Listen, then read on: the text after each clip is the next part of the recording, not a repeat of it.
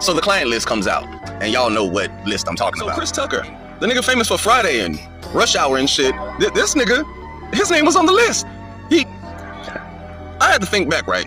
You know, he was one of the witnesses at the Michael Jackson trial in 2005, right? You know, it's all coming together now. It all makes perfect sense.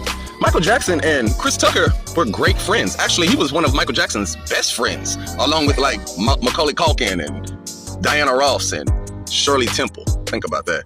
My point is, the prosecution actually closed their case. They finished their case on Chris Tucker's testimony. You know, Chris Tucker warned Michael Jackson about the little boy in 2005, right? You see, they knew Chris first. They came after him first.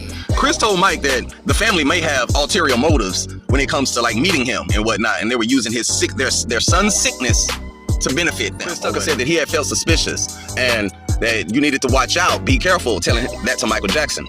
He had told the jury also that he thought the little boy was smart, cunning even.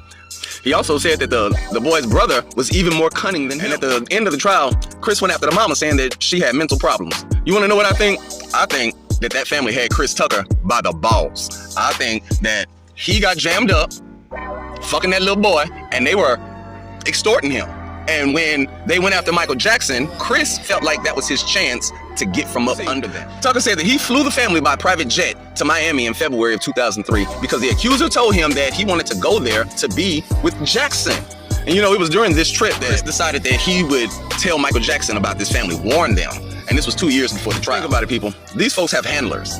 You see, so anybody who gets close to them will be vetted. You know, Chris Tucker was interviewed and he was asked.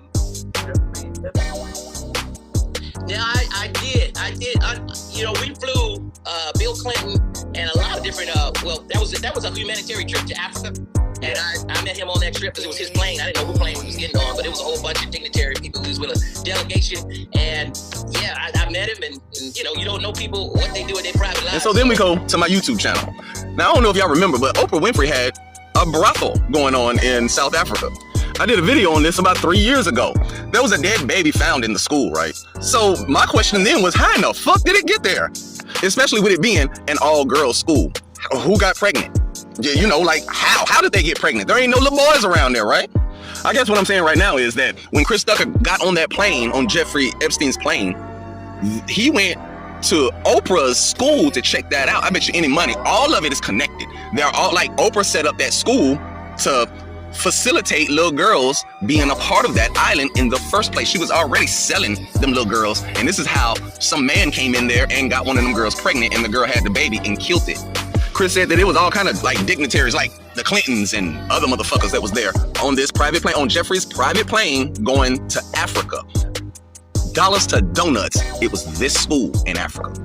So y'all do know that Oprah's name was on the client list as well.